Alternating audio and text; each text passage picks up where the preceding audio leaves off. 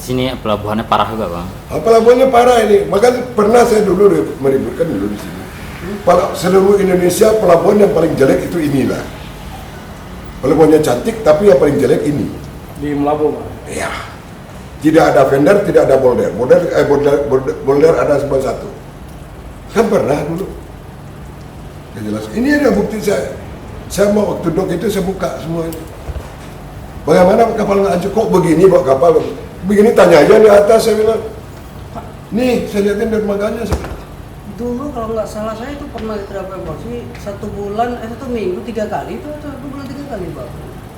Jadwalnya tadi. Enggak, Ke Simulu. 2 kali. 2 kali ya Pak? Berarti 15 hari ya, 1 bulan 2 kali ya? Iya. Nah, kita nanti kembalikan ke Semilung lagi. Besok tanggal 6 berangkat Semilung lagi.